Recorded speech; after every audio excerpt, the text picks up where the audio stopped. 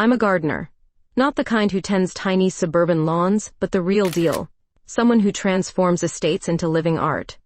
My name's Sadie Turner, and I've been shaping Spokane's most beautiful private gardens for 8 years now. What I didn't expect was for my own life to need such desperate reshaping. You smell like dirt again, Julian said as I walked through our apartment door. He didn't even look up from his laptop, just wrinkled his nose like I'd brought home roadkill. When are you gonna get a real job?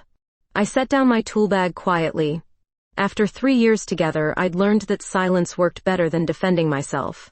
Julian Mitchell was a successful insurance broker who wore expensive suits and thought my calloused hands were an embarrassment to his reputation. Mrs. Henderson's dinner party is tomorrow night, he continued, finally glancing at me with those cold brown eyes. Try to look presentable for once.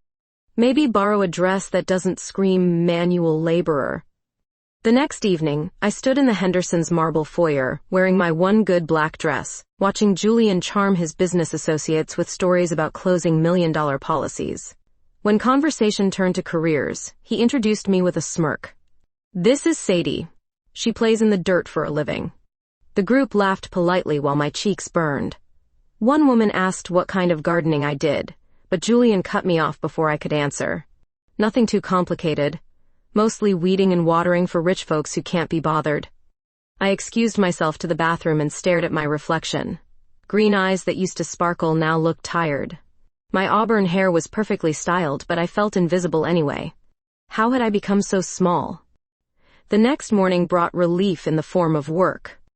The Ramirez estate sprawled across 5 acres on Spokane's South Hill, and I'd been hired to redesign their backyard gardens. As I pushed through the wrought iron gate, the stress of Julian's constant criticism began melting away. The existing garden was a mess of overgrown roses and neglected flower beds, but I could see its potential. Behind the main house, a secluded area caught my attention. A circular space surrounded by mature oak trees, like nature had carved out a secret room just for flowers. I knelt in the soft earth, pulling weeds and planning where to plant the autumn mums I'd brought. This was where I belonged, not in some stuffy dinner party being treated like Julian's embarrassing accessory. Here, my hands created beauty instead of being criticized for their roughness. Excuse me. I looked up to see a woman watching from the stone pathway. Blonde hair caught the morning sunlight, and her blue eyes held genuine curiosity rather than judgment. She wore an elegant cream sweater that probably cost more than my monthly rent, but her smile seemed warm. I'm Molly Ramirez. This is my garden you're rescuing. Sadie Turner. I stood, brushing dirt from my knees. Sorry, I should have introduced myself when I arrived. Don't apologize. I've been watching you work from my kitchen window. You handle those plants like they're precious. Something in her voice made me pause. When was the last time someone had noticed the care I put into my work? Julian certainly never had. They are precious, I said. Each one has its own personality, its own needs. Molly stepped closer, studying the cleared area where I'd been working. What do you see here? I gestured toward the oak-sheltered space. A sanctuary. Somewhere you could sit with morning coffee and feel completely peaceful. Maybe some lavender for fragrance. Definitely some late-blooming perennials for color through winter. That sounds perfect. Her fingers brushed against mine as she pointed to a sunny corner. What about over there? The brief contact sent an unexpected warmth through me. I pulled my hand back quickly, confused by my reaction. Roses, I managed. The old variety that actually smell like roses should. We talked for another hour about plants and design possibilities. Molly asked thoughtful questions and listened to my answers like they mattered. When she finally went back inside, I realized I'd been smiling for the first time in weeks. That evening, Julian was waiting with his usual criticism ready. You're late. Again. The client wanted to discuss the design. Right. He rolled his eyes. Just remember who pays the real bills around here. But as I lay in bed that night, I wasn't thinking about Julian's dismissive comments. I was remembering blue eyes that looked at me like I was worth listening to, and wondering why that felt so dangerous. 3 weeks into the Ramirez project, I found myself looking forward to work in ways that had nothing to do with gardening. Molly had taken to bringing me coffee in the mornings, and our conversations had evolved beyond plant varieties into books, travel, and dreams we'd tucked away. You're different when you talk about your work, she said one morning, settling onto the garden bench I'd positioned near the rose beds. Your whole face changes. I paused in my weeding, considering her words. Julian says I get too passionate about dirt. Julian sounds like an idiot. The bluntness of her statement made me laugh, a real laugh that surprised us both. When had I stopped defending him? When had his opinion started mattering less than this woman's gentle observations? He's not wrong, though, I said. I do care too much about things that don't matter. Molly's blue eyes studied my face. Who decided they don't matter? The question followed me home that evening, where Julian was pacing our living room with his phone pressed to his ear, closing another deal. He gestured for silence as I walked in, his expression annoyed that I'd dared interrupt his important conversation. Yeah, the Turner account is locked up tight, he was saying. These people practically begged to throw money at us. I headed for the shower, but his words about the Turner account nagged at me. My last name was Turner, but I'd never heard him mention any client by that name. Probably just coincidence. Saturday brought Spokane's annual Autumn Arts Festival downtown, and for once Julian had plans that didn't include criticizing my appearance. His golf buddies were more important than supporting local artists, which suited me fine. The festival sprawled across Riverfront Park, with booths selling everything from pottery to paintings. I wandered between displays, enjoying the freedom of being anonymous in the crowd. No one here knew I was Julian's embarrassing girlfriend, or expected me to apologize for my existence. Near the fountain, a crowd had gathered around a street performer. I pushed closer, curious about what had captured everyone's attention. The magician was middle-aged with graying hair and kind eyes, performing close-up tricks that seemed to defy physics. I need a volunteer, he announced, scanning the audience. Someone who believes in magic. His gaze landed on me, and before I could protest, gentle hands guided me forward. I turned to see who had volunteered me and found myself face-to-face with Molly Ramirez. You looked like you needed some magic, she whispered, her breath warm against my ear. The magician handed me a red silk scarf. Hold this tight, but don't let anyone see what's underneath. I gripped the fabric, feeling something small and hard hidden within its folds. The magician began his patter about transformation and hidden truths, but I was distracted by Molly standing so close I could smell her perfume, something floral and expensive that made my head spin. Now, release what you're holding, the magician instructed. I opened my hands, expecting to reveal whatever object had been concealed in the scarf. Instead, a live butterfly emerged, its orange and black wings catching the afternoon sunlight as it spiraled upward into the autumn sky. The crowd applauded, but I stood frozen, watching the butterfly disappear over the treetops. How had something so beautiful been hidden in my hands without my knowing? That was incredible, Molly said as we walked away from the dispersing crowd. Did you feel it moving? No, nothing. I shook my head, still processing what had happened. It was just silk. Then suddenly, magic, she finished. We found ourselves at a coffee cart, neither of us ready to end the encounter. Molly ordered something complicated with extra foam while I stuck to black coffee, and we settled at a small table overlooking the Spokane River. Do you come to these festivals often? I asked. Every year. It's one of the few times this city feels alive. She stirred her drink thoughtfully. What about you? Julian doesn't seem like the arts festival type. He's not. Golf is more his speed. And you, what's your speed? The question was simple, but I realized I didn't have an answer. For 3 years, my speed had been whatever Julian allowed. My interests had been filtered through his approval or disapproval until I'd forgotten what I actually enjoyed. I used to paint, I said finally. Landscapes mostly, nothing fancy. I used to. Julian said it was a waste of time, impractical. Molly's expression darkened. He says a lot of things about what you should and shouldn't do. Before I could respond, she reached across the table and touched my hand. Her fingers were soft and warm, completely different from Julian's always cold grip. You have artist's hands, she said quietly. Strong but gentle. The contact lasted only seconds, but it left my skin tingling. I pulled my hand back, confused by the intensity of my reaction. I should probably head home, I said, though the last thing I wanted was to return to Julian's criticism. Of course.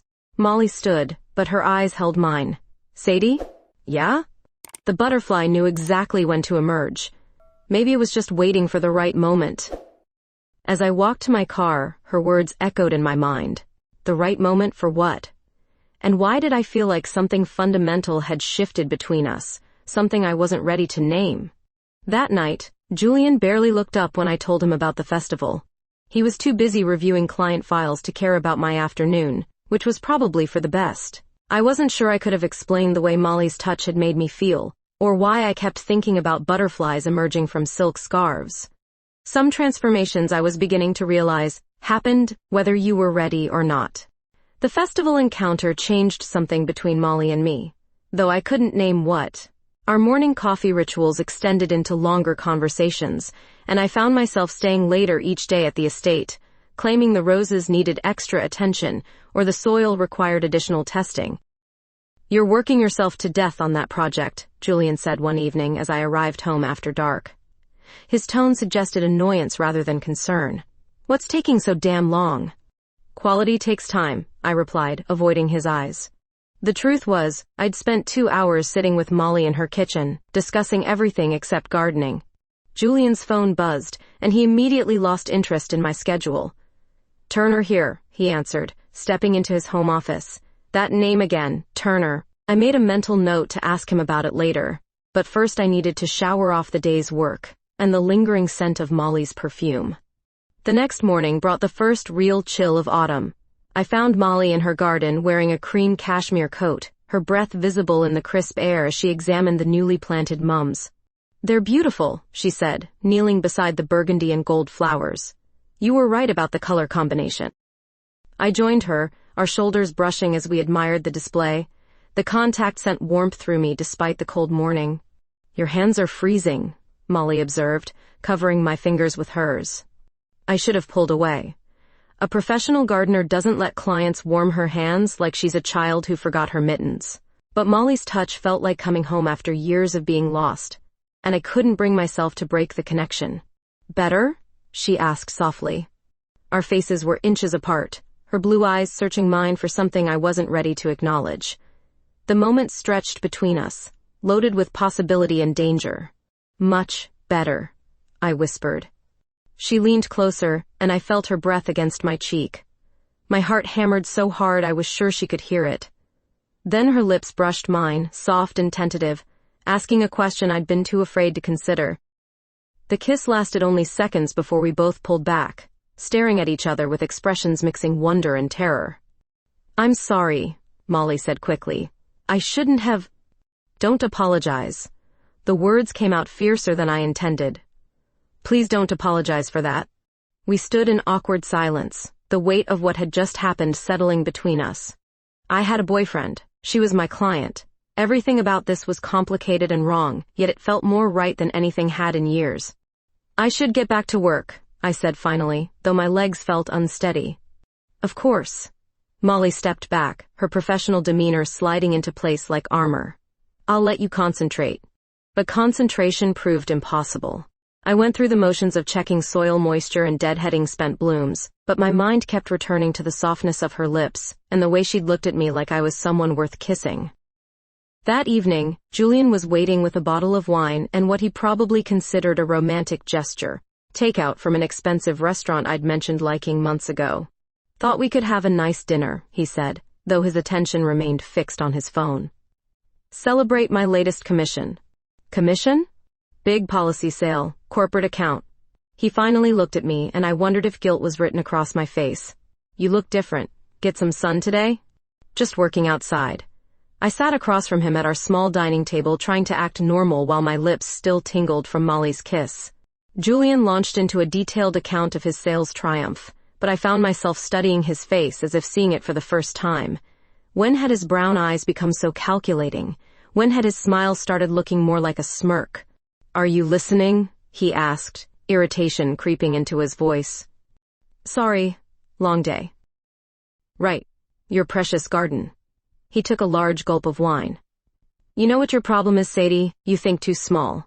Always focused on these tiny, meaningless details instead of the big picture." The criticism rolled over me differently than usual. Instead of shrinking under his judgment, I found myself thinking about Molly's words, "Who decided they don't matter?" "Maybe the details are what make something beautiful," I said quietly. Julian laughed, But it wasn't a pleasant sound. Spoken like someone who's never had to worry about real success. Later that week, I arrived at the Ramirez estate to find Molly sitting on the garden bench with 2 cups of coffee and an expression I couldn't read. "We should talk," she said simply. I settled beside her, maintaining careful distance. The autumn air carried the scent of wood smoke and dying leaves, reminding me that this project, and whatever was happening between us, wouldn't last forever. "I've been thinking about what happened," she began. "About us." "Molly." "Let me finish." Her voice was gentle but firm. "I know you're with Julian. I know this is complicated, but I also know that when I kissed you, you kissed me back." The honesty in her words cut through my defenses. "I did." "So, where does that leave us?" I stared at the mums we'd planted together, their vibrant colors a stark contrast to my tangled emotions. "I don't know. I've never felt this way about another woman before." "This way?" Like I've been holding my breath for years and suddenly remembered how to breathe. Molly's smile was sad and beautiful. "I know the feeling." She told me then about her own struggles, a wealthy life that felt hollow, relationships with men who saw her as a trophy rather than a person, the loneliness of always playing a role that never quite fit. "When I watch you work in the garden," she said, "you're completely yourself. No performance, no pretense. I envy that authenticity." Julian says authenticity is overrated. Julian says a lot of things. Her tone hardened. None of them seemed to make you happy. As if summoned by our conversation, my phone buzzed with a text from him. "Working late again? Don't wait up." I stared at the message, realizing I felt relief rather than disappointment. When had I stopped missing him when he was gone? "He's working late," I told Molly. "Good." She moved closer on the bench. "That gives us time to figure this out." This time when she kissed me, I didn't pull away. The kiss lingered between us like morning mist, beautiful and fragile. When we finally broke apart, Molly's eyes held questions I wasn't ready to answer, but her hand remained warm in mine. "I should go," I whispered, though every fiber of my being wanted to stay. "Should you?" Her thumb traced circles on my palm. "Or do you want to go?" The distinction hit me like cold water. How long had I been doing what I should instead of what I wanted? Julian's voice echoed in my head, listing all the shoulds that had shaped my life for 3 years. "I want to stay," I admitted. Thunder rumbled overhead as if the sky had been waiting for my confession. The first raindrops hit the garden path, sending us scrambling toward the greenhouse at the far end of Molly's property. The greenhouse was Molly's private sanctuary, filled with orchids and exotic plants that required careful tending. Glass walls surrounded us on 3 sides, creating an intimate cocoon as rain began drumming against the roof. "I come here when I need to think," Molly said, settling onto a wooden bench between towering jasmine vines. "It's the only place that feels completely mine." I understood. The greenhouse felt separate from the world outside, a place where normal rules might not apply, where a gardener and her wealthy client could sit close enough to share breath without anyone judging the impropriety. "Tell me about Julian," she said quietly. "What do you want to know?" "What you loved about him." Before. The question caught me off guard. When had I last thought about loving Julian instead of simply enduring him? "He was confident," I said finally. "Ambitious. He made me feel like maybe I could be more than just a gardener." "And now?" "Now I realize he wanted me to be less than I was, not more." Rain continued its steady percussion above us, creating a private world where honesty felt safer than lies. Molly moved closer, her knee brushing mine. "What do you want, Sadie? Not what Julian wants, not what you think you should want. What do you actually want?" The question hung in the humid air between us. I looked at her face, soft in the greenhouse's filtered light, and felt something shift inside my chest like a door opening after years of being locked. "You," I said simply. "I want you." This time when she kissed me, there was nothing tentative about it. Her lips were soft and urgent, tasting of coffee and possibility. My hands found her face, her hair, pulling her closer as years of suppressed longing poured out between us. We moved together with desperate tenderness, discovering each other through touch and whispered words. Her skin was silk beneath my calloused fingers, and when she gasped my name, it sounded like a prayer. The jasmine vines seemed to wrap around us, creating a bower of white flowers and sweet fragrance as we lost ourselves in each other. Afterward, we lay entwined on the bench, listening to rain gentle against glass. Molly's head rested on my shoulder, her blonde hair spread across my chest like spun gold. "I've never felt anything like that," I whispered. "Neither have I." Her fingers traced patterns on my arm. "Not with anyone." The admission hung between us, loaded with implications neither of us was ready to fully explore. Outside, the storm was passing, leaving behind the clean scent of washed earth and new beginnings. "Julian will be wondering where I am," I said reluctantly. "Will he?" Molly raised her head to look at me. "When's the last time he actually wondered about you?" The truth stung because she was right. Julian tracked my schedule for his own convenience, not out of genuine concern for my well-being. "I have to go home eventually." "I know." She pressed a soft kiss to my collarbone, but not yet. We stayed until the rain stopped completely, talking about everything and nothing. Molly told me about her childhood in Seattle, how her parents' money had bought her everything except genuine connection. I shared stories about growing up in a working-class family, where love was shown through actions rather than words. "Your parents sound wonderful," she said. "They are. They'd like you." The words slipped out before I could stop them, carrying implications that made us both go quiet. Meeting parents suggested a future neither of us had dared to imagine. When I finally drove home that evening, my lips were swollen from kissing, and my body hummed with new awareness. Julian was waiting in the living room, his expression darker than the storm clouds that had just passed. "Where the hell have you been?" "Working." The rain kept me later than expected. His brown eyes studied my face with suspicious intensity. "You look different." "Different how?" "I don't know. Guilty, maybe." My heart hammered, but I forced my voice to remain steady. "Guilty of what?" "That's what I'm trying to figure out." He stood, moving closer with predatory grace. "You've been acting strange lately, staying out later, distracted when you're here. If I didn't know better, I'd think you were having an affair." The word hung in the air like an accusation. Was I having an affair? What had happened with Molly felt too profound to be reduced to such a clinical term, but Julian wouldn't understand the distinction. "Don't be ridiculous," I said, hoping my voice sounded more convincing than it felt. "Am I being ridiculous?" His hand gripped my chin, forcing me to meet his gaze. "Because I've been thinking about that Turner account I mentioned. Funny thing is, I can't seem to find any paperwork for it." Ice formed in my stomach. "What are you saying?" "I'm saying maybe I should pay more attention to what my girlfriend does all day." His grip tightened. "Starting tomorrow." That night, I lay awake listening to Julian's steady breathing and thinking about jasmine flowers and soft kisses. Whatever was happening between Molly and me, it was about to become much more complicated. But as I drifted toward sleep, I realized something had fundamentally changed. For the first time in 3 years, I wasn't afraid of Julian's threats. I was afraid of losing something that mattered more than his approval. I was afraid of losing her. Julian's threat hung over me like storm clouds as I drove to the Ramirez estate the next morning. He'd made good on his promise to pay attention, questioning my departure time and demanding I text him hourly updates. The surveillance felt suffocating, but it also clarified something important. I was done living under his control. Molly was waiting by the garden gate, her expression troubled. "We need to talk." "Julian's suspicious," I said without preamble. "He's watching me now." "That's not what I meant." She handed me a newspaper folded to the arts section. "Look at this." The headline read, "Mystery Portrait Breaks Auction Records." Below it was a photograph that made my breath catch. A painting of a woman with auburn hair and green eyes, captured in a moment of pure joy as she worked among flowers. The woman was unmistakably me. "Damn," I whispered, studying the image. "Who painted this?" "The artist is listed as anonymous. It sold yesterday for $15,000 at Morrison Gallery downtown." I stared at the newspaper, my mind reeling.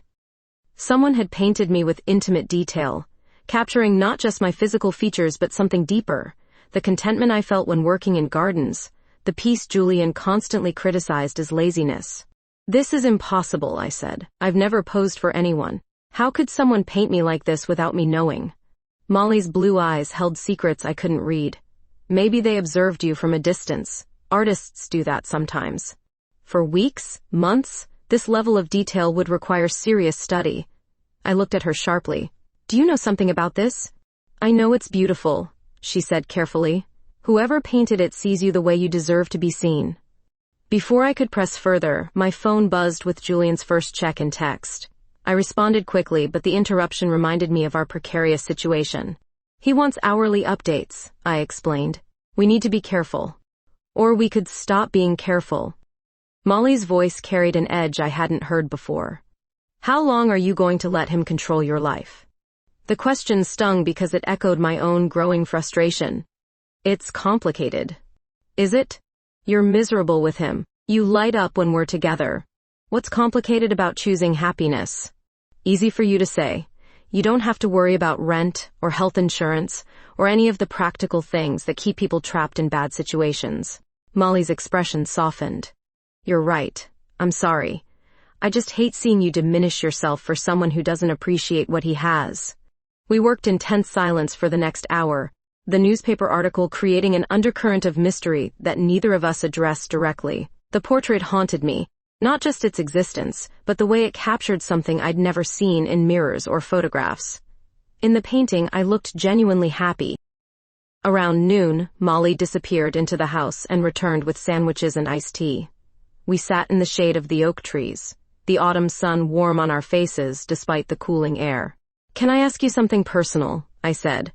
Haven't we moved past polite boundaries? Have you ever been in love? Really in love, not just attracted to someone? Molly was quiet for a long moment, her fingers shredding a fallen leaf. Once, in college. Her name was Rebecca. Her? You sound surprised. I guess I am. You seem so, I don't know, straight. Molly laughed, but it wasn't entirely happy. I got very good at seeming straight. It was easier than dealing with my parents' expectations or society's assumptions.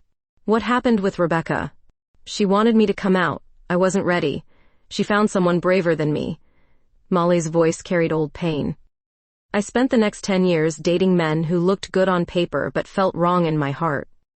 And now? Now I'm sitting in my garden with a woman who makes me remember what it feels like to be alive. She looked at me directly. What about you? Ever been with a woman before? No. Never even thought about it until... I gestured between us. Until you looked at me like I was worth looking at. This time when she kissed me, it was soft and sweet, tasting of iced tea and possibility. When we broke apart, she rested her forehead against mine. I have a confession, she said quietly. What? I know who painted your portrait. My heart stopped. Who? Me. The word hit me like a physical blow. I pulled back, staring at her in shock. You painted that? I've been watching you work for weeks. Taking photos when you weren't looking, sketching you in the evenings. I couldn't help myself. You're so beautiful when you're completely absorbed in your work. You've been spying on me? Not spying, admiring, there's a difference. I stood up abruptly, pacing to the edge of the garden. The revelation felt like a violation and a gift simultaneously. Someone had seen me clearly enough to capture my essence on canvas, but they'd done it without my knowledge or consent. Why didn't you tell me? Because I was falling in love with you, and I wasn't sure you'd understand. The words stopped my pacing. I turned to face her, seeing vulnerability in her blue eyes that matched my own confusion. You're in love with me? Completely. Hopelessly. From the first day you knelt in my garden and talked about plants like they were friends. The honesty in her voice broke something open in my chest. Julian had never spoken about love with such simple certainty. His declarations always came with conditions, expectations, subtle demands for reciprocation. The auction, I said. Why sell it? I didn't mean to. A friend saw it in my studio and convinced me to submit it anonymously. I never expected it to sell, let alone for that much money. $15,000. Which belongs to you. It's your image, your essence. I was going to tell you today and give you the check. I stared at her, overwhelmed by the gesture. Julian had never given me anything without expecting something in return. I don't want your money, I said finally. Then what do you want? The question hung between us like a bridge I could either cross or burn. My phone buzzed again. Another check-in from Julian, another reminder of the life I was supposed to be living. Instead of answering the text, I walked back to Molly and kissed her with all the certainty I'd been too afraid to feel. I want you. I whispered against her lips. All of you. Whatever that means. It means everything, she whispered back. As we held each other in the dappled shade of the oak trees, I realized the portrait had captured something true. Not just my happiness, but my potential for it. The woman in that painting was who I could be if I stopped being afraid. The question was whether I had the courage to become her. The portrait revelation changed everything between Molly and me, but it also made Julian's surveillance more dangerous. Over the next week, his check-ins became increasingly frequent and his questions more pointed. He'd started timing my responses, noting discrepancies between my reported activities and his expectations.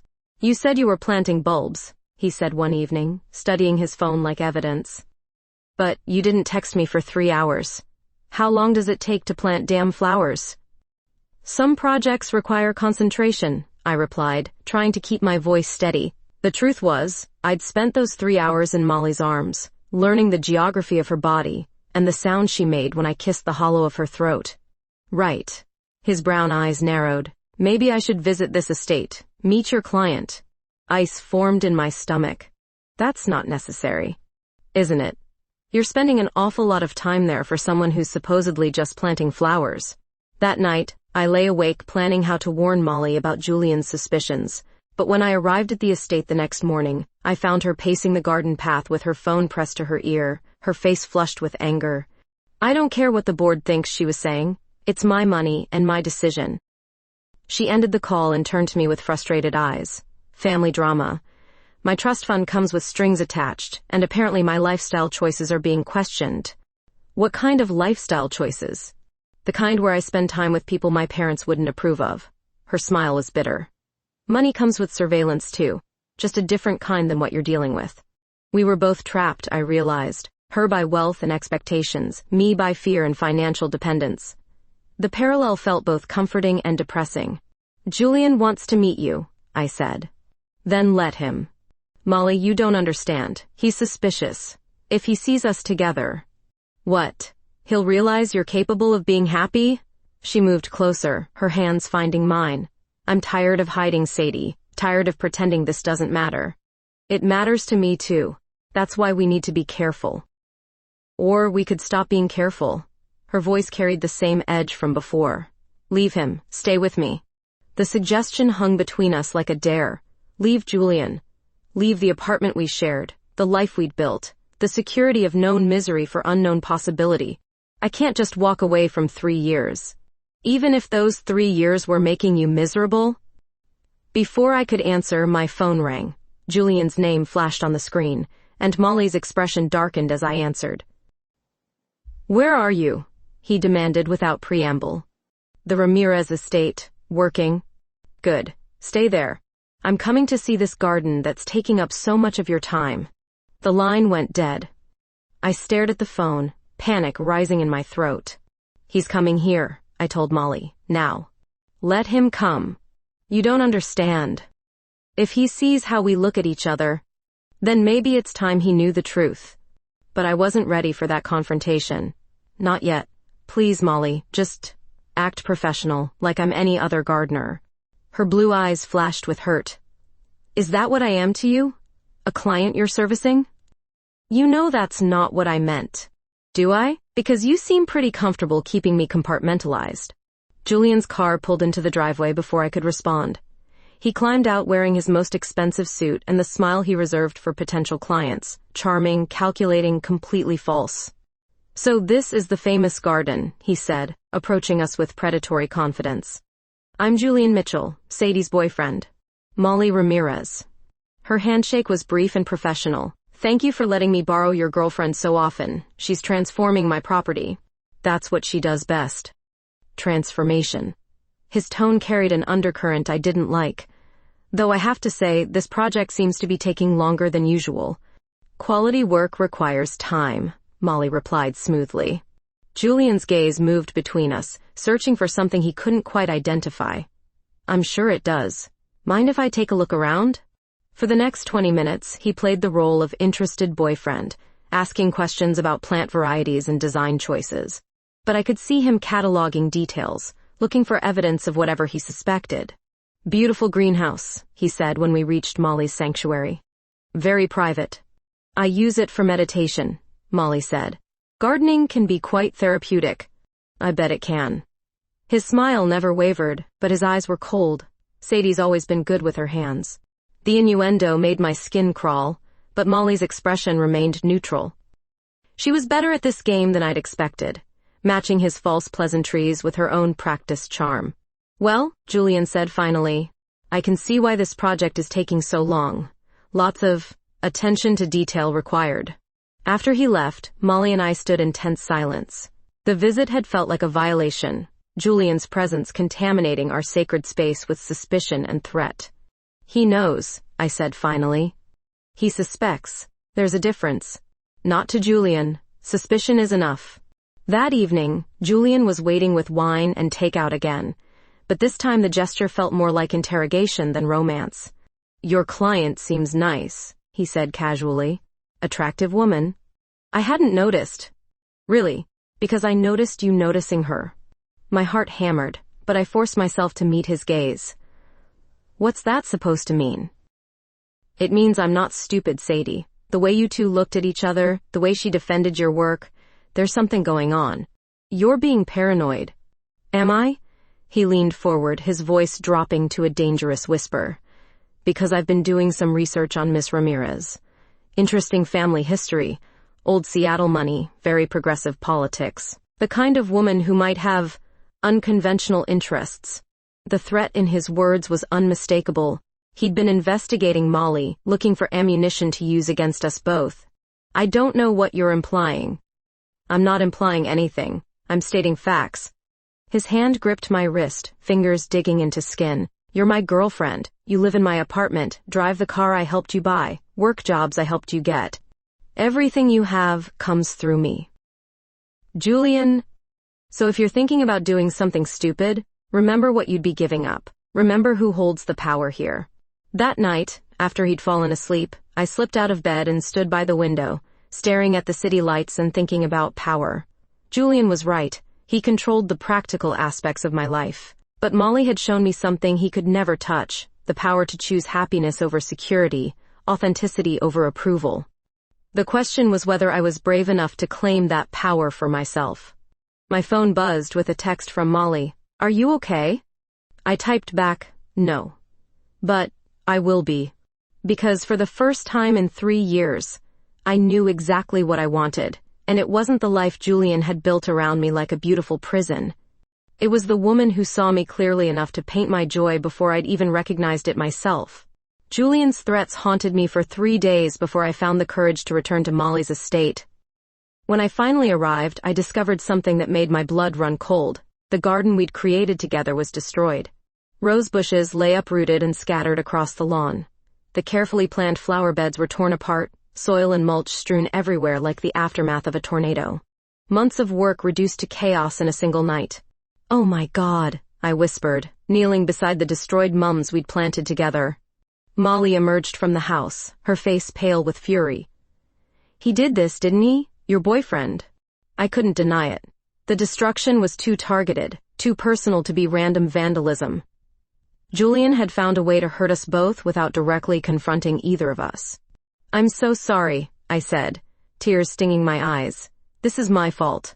No, Molly's voice was steel. This is his fault, and he's going to pay for it. Molly, don't. He's dangerous when he's angry. So am I. She pulled out her phone and began taking pictures of the damage, documenting every destroyed plant and scattered stone. Her movements were precise, methodical, like she was building a case. What are you doing? Calling my lawyer. This is destruction of property, harassment, intimidation. Julian Mitchell just made a very expensive mistake. Before I could protest, a car door slammed in the driveway. My heart stopped as Julian appeared around the corner of the house, his expression a mixture of satisfaction and rage. Admiring my handiwork, he said, surveying the destruction with obvious pleasure. You bastard. Molly stepped forward, but I caught her arm. Julian, what have you done? What I should have done weeks ago, reminded you both where you stand. His brown eyes were cold, calculating. Did you really think I wouldn't figure it out? The way you've been acting, the lies, the secret phone calls. I don't know what you're talking about. Don't. His voice cracked like a whip. I followed you last night. Saw you leave the apartment at midnight, drive here, stay until dawn. So either you're the most dedicated gardener in history, or you're sleeping with your client. The accusation hung in the air like poison. Molly moved closer to me, her presence both protective and defiant. Even if that were true, she said quietly, it wouldn't justify this destruction. Julian laughed, but the sound held no humor. Wouldn't it? See, I've been thinking about property rights, about what belongs to whom. His gaze fixed on me with possessive intensity. Sadie belongs to me, has for 3 years, and when someone tries to steal what's mine, I defend it. I'm not property, I said, finding my voice at last. Aren't you? Who pays your rent? Your car payment? Your health insurance?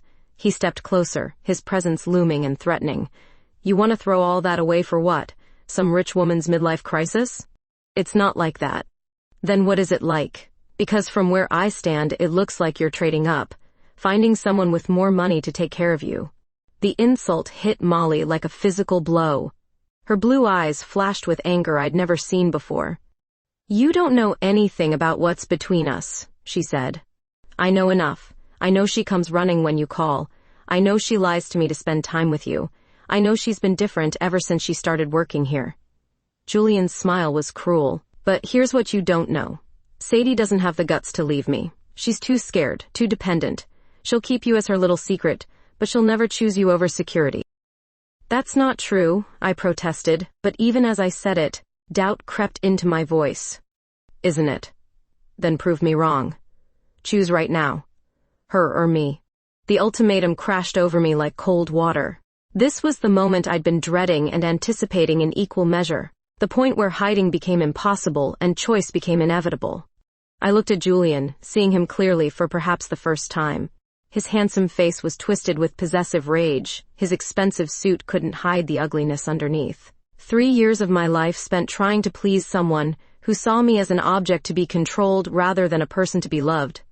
Then I looked at Molly, who had painted my joy before I'd even recognized it myself, who saw beauty in my calloused hands and strength in my gentle nature, who offered love without conditions or demands for diminishment. I choose her, I said quietly. Julian's expression shifted from confidence to disbelief to fury in the space of seconds. You're making a mistake. Maybe. But it's my mistake to make. Fine. His voice dropped to a dangerous whisper. But don't think this is over. You want to leave me for her? Go ahead. But you'll leave with nothing. The apartment lease is in my name, the car loan too. Your client list, your business contacts, all connected to me somehow. The threats were real and terrifying, but they no longer had the power to paralyze me. I'll figure it out. Will you? Because I'll make sure every landscaping company in Spokane knows what kind of person you really are. A liar. A cheat. Someone who seduces clients for money. Stop.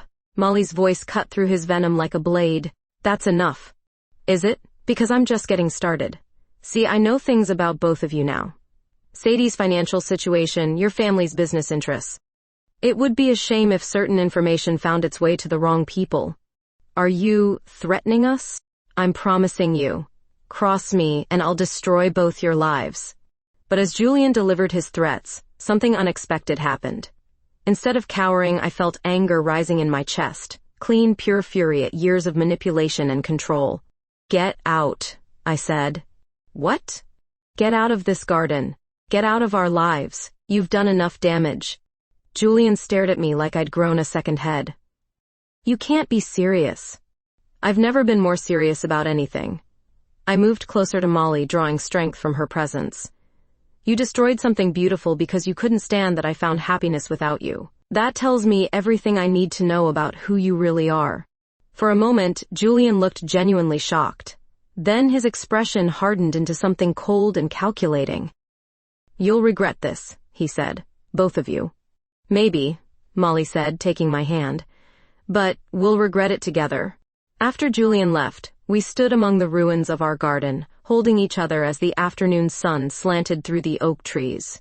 The destruction around us was heartbreaking, but it had also clarified something important. Are you sure about this? Molly asked softly. I looked at the scattered roses, the broken dreams, the evidence of Julian's rage. Then I looked at the woman beside me, who had seen my potential and painted it into existence. I've never been more sure of anything, I said, and kissed her among the ruins of what we'd built and the promise of what we could build again. 3 days after choosing Molly over Julian, I stood in our shared apartment with 2 suitcases and a growing sense of liberation. Julian was at work, giving me a window to collect my belongings without confrontation. The space that had felt like home for 3 years now seemed foreign, filled with expensive furniture that reflected his taste rather than mine. I packed quickly, taking only what truly belonged to me. Clothes, a few books, the gardening tools I'd bought with my own money. Everything else, the designer dishes, the artwork, the comfortable prison Julian had built around me, could stay. My phone buzzed with a text from Molly. "How are you holding up?" "Almost free," I typed back, then paused at the word. Free. When had I stopped feeling free? The apartment door opened earlier than expected. Julian stood in the doorway, his expression unreadable as he took in the packed suitcases. "So you're really doing this," he said. "Yes." "Where will you go? You don't have anywhere else." "I'll figure it out." The truth was, Molly had offered me her guest room, but I wasn't ready to tell Julian that. Some information felt too precious to share with someone who would weaponize it. Julian moved closer, and I tensed, remembering his capacity for intimidation. But instead of anger, his face showed something that might have been genuine hurt. 3 years, Sadie. We had 3 good years together.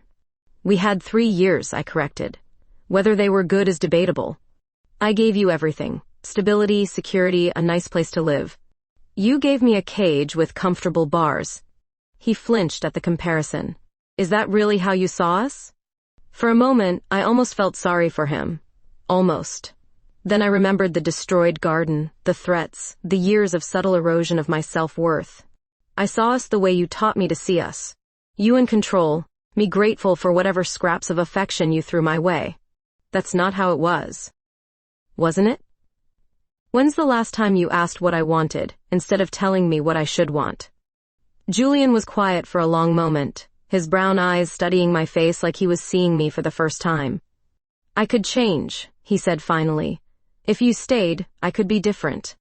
The offer hung between us, and I felt a familiar tug of guilt. This was the Julian I'd fallen for 3 years ago, vulnerable, almost boyish in his uncertainty. But I'd learned the difference between temporary remorse and genuine change. You could, I agreed. But you shouldn't have to change for me, and I shouldn't have to shrink for you. We're just wrong for each other. And you're right for her? I think so. I hope so. He nodded slowly, like he was accepting something he'd been fighting for weeks. The car, he said. Keep it. The loan's almost paid off anyway. The unexpected generosity surprised me. Julian, don't. Just take it and go before I change my mind. I gathered my suitcases and headed for the door, then paused. For what it's worth, I did love you. The version of you that existed before you decided I needed to be fixed. Yeah, he said quietly. I loved that version of you too. 20 minutes later, I pulled into Molly's driveway with everything I owned in the world. She was waiting on the front steps, her face lighting up when she saw me. You did it, she said, wrapping me in her arms. I did it. How do you feel? I considered the question. Scared, definitely. Uncertain about the future. But underneath the anxiety was something I'd almost forgotten existed. Free, I said. That evening, we sat in Molly's kitchen sharing takeout Chinese food and planning my immediate future. The guest room was mine for as long as I needed it, she insisted, though we both knew I'd probably end up in her bed before the week was out. I need to find work, I said. Julian wasn't bluffing about his connections in the landscaping business. What about starting your own company? With what capital? I have maybe $2,000 in savings. Molly smiled mysteriously. What about $15,000? It took me a moment to understand. The portrait money? It's yours. Your image. Your essence. Use it to build something that belongs entirely to you. The offer was generous beyond words, but it also felt dangerous. I can't take your money. It's not my money, it's yours. I was just the instrument that helped you claim it. We argued about it for an hour, but eventually, I accepted her logic. The portrait had captured something true about me, something Julian had tried to diminish but never quite destroyed. Maybe it was fitting that it would fund my independence. 2 days later, Julian made good on his threats. I received calls from 3 landscaping companies canceling contracts, citing concerns about my professionalism. Word was spreading through Spokane's tight-knit gardening community that I was unreliable, untrustworthy. "He's trying to destroy my reputation," I told Molly over dinner. "Let him try. You'll build a better one." "How? No one will hire me now." "Then don't get hired. Hire yourself." That weekend, we drove to the local print shop and ordered business cards for Turner Garden Design, authentic landscapes for authentic lives. The slogan was Molly's idea, and it perfectly captured what I wanted to offer. Gardens that reflected their owners' true selves rather than some magazine perfect ideal. My first client came through an unexpected source. Molly's neighbor, an elderly woman named Mrs. Chen, had watched me working on the estate and admired my attention to detail. She wanted help with her small backyard, nothing fancy, just a peaceful space where she could grow vegetables and flowers. "I don't have much money," she warned. "That's okay. I'm just starting out. We'll figure something out." Mrs. Chen's garden became my proof of concept. I designed raised beds that were easy on her aging joints, planted herbs she could use in cooking, created a small seating area where she could enjoy morning coffee among the flowers. The transformation was modest but profound. "It's perfect," she said when I finished. "It feels like me." Word spread through Mrs. Chen's network of friends, and soon I had 3 more small projects. Nothing that would make me rich, but enough to prove Julian wrong about one thing: I didn't need his connections to succeed. The real test came 3 weeks after I'd moved out. Julian appeared at Molly's front door one evening, his expression a mixture of anger and desperation. "We need to talk," he said when Molly answered. "No, we don't," I called from the kitchen, but I came to the door anyway. Julian looked terrible, unshaven, his usually perfect hair disheveled, his expensive suit wrinkled. "This has gone far enough, Sadie. Come home." "I am home." "This isn't home. This is some fantasy you're living out. When reality hits, when the money runs out, you'll realize what you've thrown away. Maybe. But that's my choice to make." "I miss you," he said. And for the first time in our entire relationship, the words sounded completely honest. "I know. But missing someone isn't the same as loving them. I do love you. You love the idea of me. The version that didn't challenge you or want things you couldn't control." Julian's shoulders sagged in defeat. "So that's it? 3 years mean nothing?" "They mean something. They taught me what I don't want." After he left, Molly found me sitting on her back porch, staring at the space where our destroyed garden had been. "Any regrets?" she asked, settling beside me. "About leaving him? No. About the timing? Maybe. I wish I'd been braver sooner." "You were brave when it mattered." "Was I? Or was I just finally more afraid of staying than leaving?" "Does it matter?" "You're here now." She was right. Whatever combination of courage and desperation had finally motivated me to act, the result was the same. I was free to choose my own life, make my own mistakes, build something authentic instead of acceptable. "I love you," I said, the words feeling both natural and revolutionary. "I love you too." As we sat together in the gathering dusk, I thought about butterflies emerging from silk scarves, about portraits that captured hidden truths, about gardens that could be destroyed and rebuilt stronger than before. Julian had been wrong about many things, but especially about one. I wasn't too scared to choose love over security. I'd just been waiting for the right person to choose. Winter melted into spring with surprising gentleness, and with it came the rebirth of our garden. Molly and I spent weekends replanting what Julian had destroyed, but this time we designed it together, a true collaboration between her artistic vision and my practical knowledge. "The cherry tree goes there," I said, pointing to the spot where Julian had uprooted our original roses. "Something beautiful growing from something broken." "Poetic," Molly teased, but her eyes were soft with understanding. Turner Garden Design had grown beyond my wildest expectations. Word of mouth from Mrs. Chen and her friends had led to a steady stream of clients who wanted authentic landscapes rather than magazine perfection. I specialized in gardens that reflected their owners' personalities. Herb gardens for cooks, meditation spaces for stressed professionals, play areas for families with children. "You're booked solid through summer," Molly observed, reviewing my appointment calendar over breakfast. "I know. It's incredible. You sound surprised. I am. Julian always said I thought too small, focused on meaningless details. Turns out those details matter to people. They matter because they're yours. Your vision, your care, your authenticity. 6 months after leaving Julian, I'd moved from Molly's guest room into her bedroom, then into her life so completely that the transition felt inevitable, rather than dramatic. We woke up together, worked in the garden together, fell asleep in each other's arms every night. It was domestic bliss I'd never imagined possible. I have something for you, Molly said one morning in early May, producing a wrapped package from behind her back. Inside was a small canvas, another portrait, but this one showed both of us working in the garden together. She'd captured the moment perfectly, me kneeling among the flowers, her standing behind me with her hand on my shoulder, both of us smiling with genuine contentment. When did you paint this? Last week, while you were at the Chen project. I set up my easel by the kitchen window and sketched us from memory. The painting was beautiful, but more than that, it was true. It showed us as we really were, not posed or performing, but simply existing together in our shared space. I love it, I said, then paused. Actually, I love you. But I also love the painting. Good. Because I'm planning to paint us a lot more. I want to document this happiness. That afternoon brought an unexpected visitor. Julian's car pulled into the driveway, but when the door opened, a woman emerged instead. She was tall, elegant, with dark hair and kind eyes that reminded me of someone I couldn't quite place. Are you Sadie Turner? She asked. Yes. I'm Rebecca Martinez. I think we should talk. The name hit me like recognition. Rebecca, Molly's college girlfriend, the one who'd wanted her to come out, the one who'd found someone braver. Molly's Rebecca? Former Rebecca. I'm married now, have been for 8 years.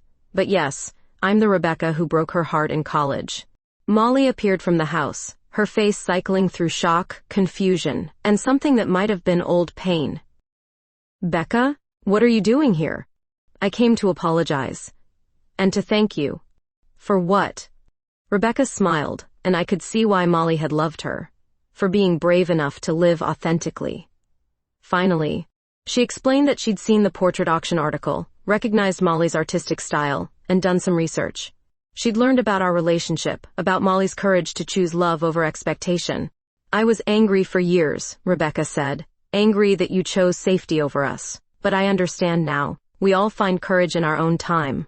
I'm sorry, Molly said quietly. For not being ready then. Don't be.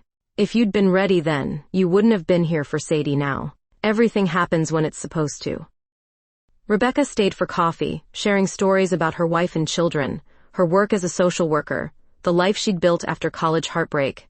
There was no jealousy between her and Molly, just the comfortable affection of old friends who'd found peace with their past. Take care of her, Rebecca told me as she prepared to leave. She's one of the good ones. I know, I said. She saved my life. No, Molly corrected after Rebecca drove away. You saved your own life.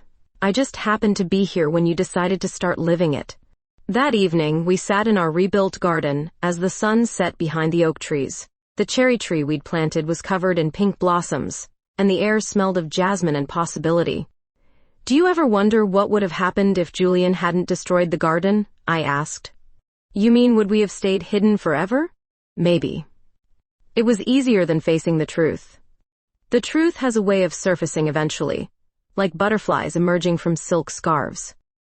I laughed, remembering the street magician who'd brought us together. You think that was magic? I think everything about us is magic. The timing, the courage, the way we found each other when we both needed finding. What do we do now? Now we keep growing. The garden, the business, us. We see what blooms. As if summoned by our conversation, a butterfly landed on the cherry tree, orange and black wings catching the last rays of sunlight. It perched there for a moment, wings slowly opening and closing, then spiraled upward into the darkening sky. Make a wish, Molly said.